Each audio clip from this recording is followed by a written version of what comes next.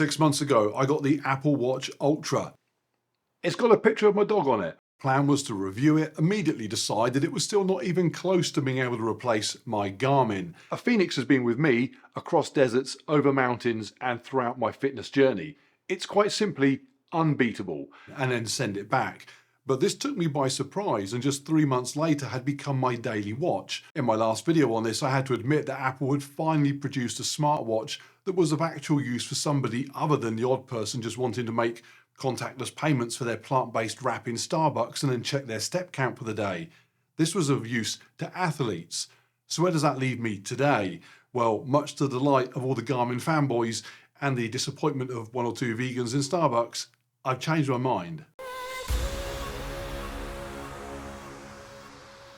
But not quite in the way you might think. When I made that last video 3 months ago explaining that I now wore the Apple all the time, I made it very clear that it was not the better sports watch. This is a Garmin Fenix 7X. It is, in my opinion, the best sports watch you can buy today. However, it did do some things that the Garmin simply could not do, and those things were important enough to me that I forgave its weaknesses in other areas. It does the job, but just. In short, it's an iPhone on your wrist.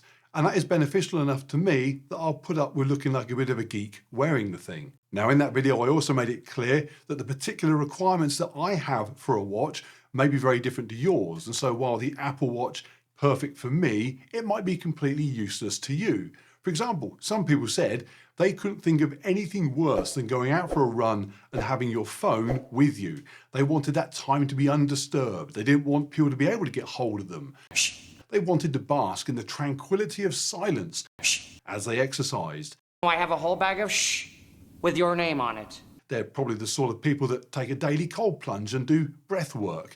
And that is fine, it's not the watch for them. So what has changed for me? Well, not that much. I still think the Garmin is by far the better sports watch, and I think the Apple's ability to let me leave my actual phone at home and go out running with just this, yet still have telephone, be able to get and send texts, stream music, GPS, it's all incredibly useful. So for example, when I recently ran across the Welsh mountains, where a mobile phone in your kit bag was a requirement anyway, and my watch needed to be a foolproof tracking device, no question, on with a Garmin. But when I go for my evening 10k jog around the block with the dog, and there's nothing more to track than distance and time while listening to a bit of Springsteen, the Apple is perfect. But what is different now is that having had both watches, I've obviously focused a lot of attention on what they do best, and as I've explained, that's pretty clear cut.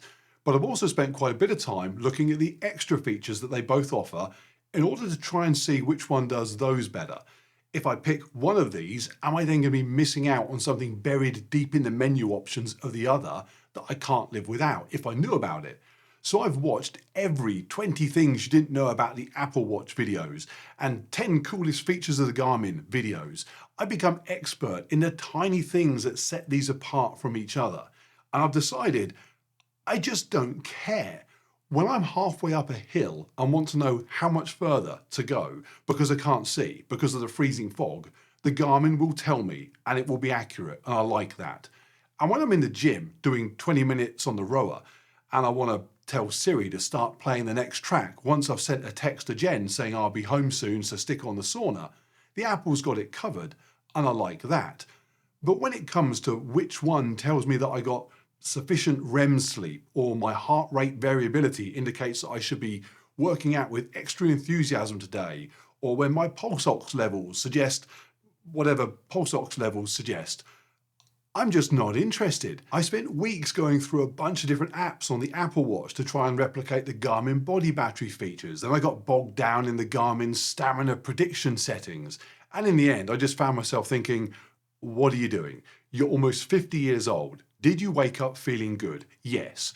Do you feel energetic? Yes. Do you have a spare hour? Yes, good. Go to the gym. You don't need permission from one of these first. Maybe if I was a high-level athlete wanting to extract every last ounce of performance, I might be more inclined to pay more attention to such things.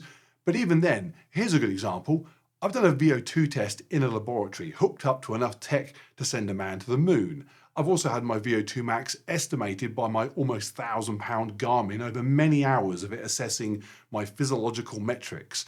I then ran around a track for 12 minutes, looked at my results on a chart invented in 1955 and got the same number. I didn't need the tech. And even then, what does the VO2 number that I did get tell me anyway? That for a big old lump, I was quite quick at running a relatively short distance. I know that. Here I am at my local duck pond, winning my age group. In front of mostly people feeding the ducks. In a 10k race with 500 meters to go, someone bigger and fatter than me comes past, all is not well. There are some things I just don't need technology to help me work out. Interestingly, I made a video recently about how my dog, who doesn't wear any sports tracking device because he's a dog, he still loves going for a run. He doesn't track any metric when he exercises, he just runs and has a lot of fun.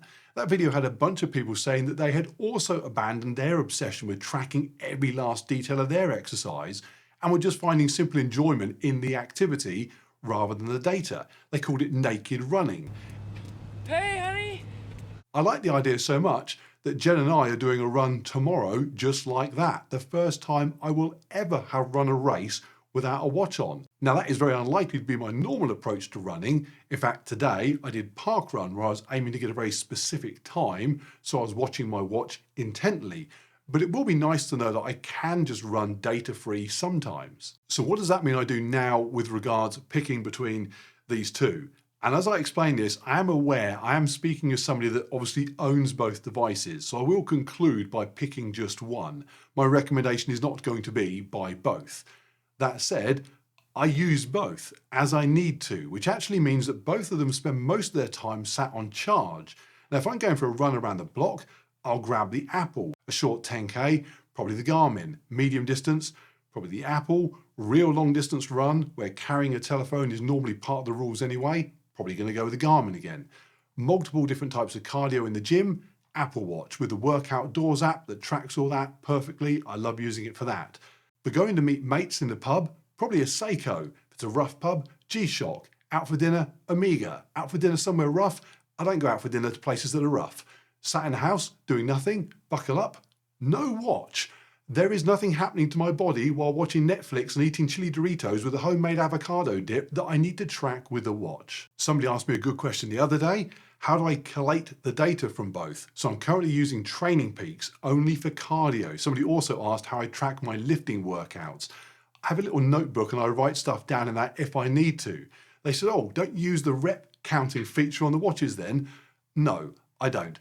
Do you know what the rep counting feature on a watch is like? On my car, if I move my fingers like this in front of the stereo, some camera sensor thing turns the volume up or down. I think this mutes it and this turns it off. I don't know.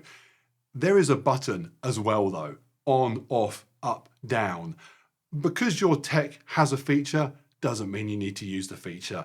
And I do understand the temptation to use the feature. When I got the car, I sat on the drive for an hour learning all the hand signals. I look like Matthew Broderick in Project X chatting with the chimps. Google it. Anyway, back to cardio that I do track. My Apple Watch sends results to Training Peaks. My Garmin the same. Zwift on the bike the same. And I'm then currently using EXR on the rowing machine, again sends the data to Training Peaks. So all my information is there. And I have to say, it is liberating to not be tied to a watch 24/7 for the first time in years. There's a tiny part of me that still sees the appeal of one device being on me 24/7 still, especially when I put the Garmin on and it pings up with information about how my training is off track or my readiness state is low, because it doesn't know those things because it's not with me most of the time. And momentarily I think it would be nice if it knew me better. But I ignore that, I tell it I'm going for a run and I get on with it. So bottom line, my recommendation hasn't really changed since the last video. If you simply want the best sports watch you can get, no question, it is still the Garmin. If you need the telephone on your wrist capabilities of a smartwatch, the Apple Watch Ultra is the best you can get for that. If I could only have one, it would still probably be the Apple, simply because there are so many things the Apple can do that the Garmin just can't. And they're things that I use on a regular, almost daily basis. In contrast, the Garmin definitely does some things better than the Apple, looks like a decent sports watch for one, but those are things that it is doing better than the Apple. They aren't necessarily things the Apple can't do at all. The only thing the Garmin really does, for me, that the Apple just can't, is monitor and track me on a long distance or extreme event where the information is pretty mission critical. If I'm doing any sort of event lasting more than a few hours, a 50k race, definitely a 100k ultra, I'm using the Garmin. I'm running a downloaded map on it, all the data I need, right where I want it, and I know it will just work. The Apple might do it, but it's starting to get seriously out of its depth in my opinion. And if nothing else, I don't want to be 10 hours deep into a race and then have to start checking things like battery life. In fact, if I only had the Apple and was doing a 100k race, I'd borrow a Garmin from somebody to do the race. So 3 months ago, I said that it was Apple for me 99% of the time, but now I have really settled on probably 50% Apple, 20% Garmin, the rest of the time a regular watch or nothing at all. As always, I reserve the right to change my mind. This channel is only ever about what I am up to right now. If in the future a different bit of kit will suit my needs better or my needs change, I'll update you accordingly. And to finish, a few people asked last time if I was paid by Apple to stop wearing the Garmin. The answer is no, get a grip. I buy my watches with my money. And if I was creating a video for Apple where I said, as I did in that last video, I don't know who I'd recommend this for, apart from people that like coffee shops, avocados and counting their steps. And me. I'm not sure they'd consider they got their money's worth. So no, either way, Apple nor Garmin probably even know who I am. However, if they are listening, here's what they could do to change how I use their devices. Garmin need to do whatever needs to happen to make this thing operate on the mobile phone network. I mean, if they could do that, just take my money. Apple, I mean, they got somewhere to go. Really, they could just start off by just making it look cooler. I was at a family meal recently. I looked around the table and I realized that more than half the people there had Apple watches on. These aren't athletes. If this lot are tracking their steps, I'd be surprised. They're probably more excited about the possibility of having a picture of their Cocker Shih Tzu on the screensaver than anything else. It's got a picture of my dog on it. If Apple could just make their watch look actually sporty, that would be amazing. I want it to look at home on Arnold's wrist, not Jen's uncle Arnold's wrist. Okay, that is it. I'm out of here.